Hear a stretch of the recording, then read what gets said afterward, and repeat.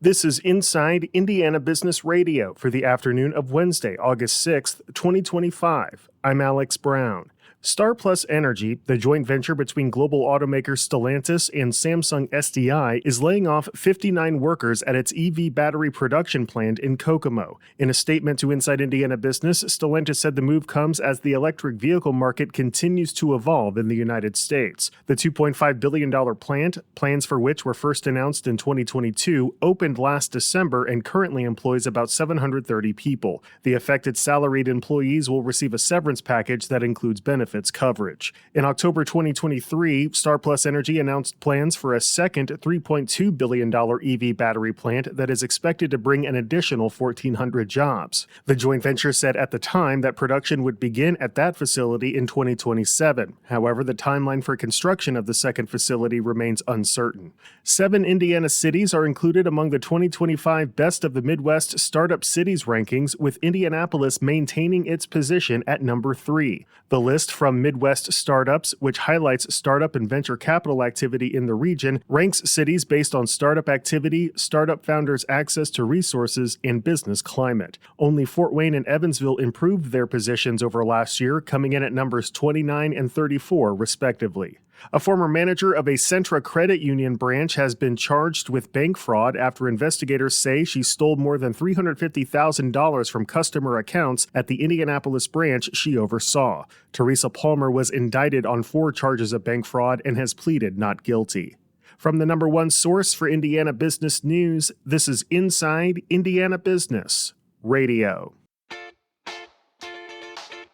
To succeed, you need to stay informed. You need to be engaged. And let's face it, you need to set yourself apart from the rest by connecting with a company that brings you the best. Because in today's environment, business is an ever-moving target, and we'll help you chase it. IBJ Media. The best of business is in us. Get started at ibjmedia.com/youngprofessional.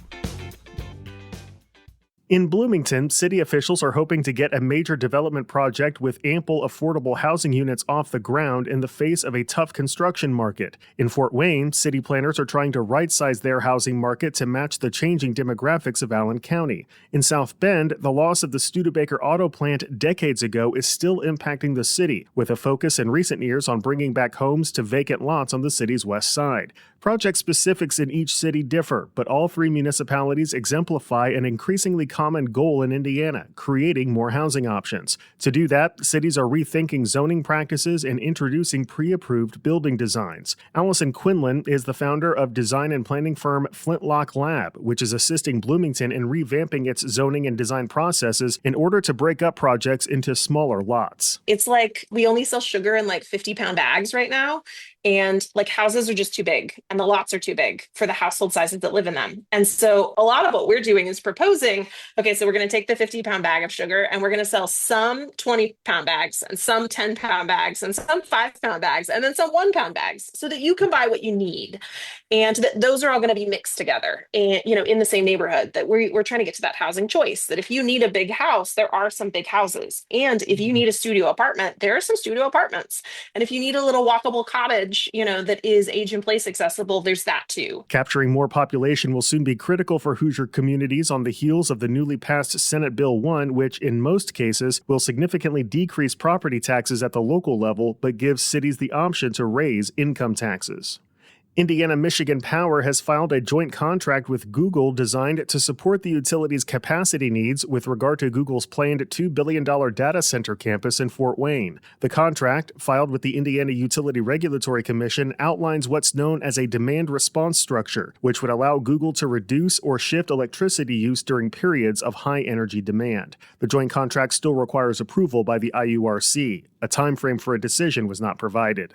The Town of Moores Hill Redevelopment Commission has issued a request for proposals to find developers to reimagine the shuttered Moores Hill Elementary School property. The Dearborn County town is looking to repurpose the facility into a mixed-use space with an emphasis on housing, community use, and quality of life enhancement. Town Council President Lynn Allen. We would love to see senior housing in the building. It's a great building. There's almost water and plumbing in every room, in every classroom. So I think it would be a developer's dream, really. The town next to us, Milan, they have senior housing, and there's like a 3-year waiting list, I think. And there's nothing else nearby. So there's a huge need for that. The town is also hoping to reuse the school's gymnasium and adjacent spaces for public gatherings, health and wellness activities, and other civic uses.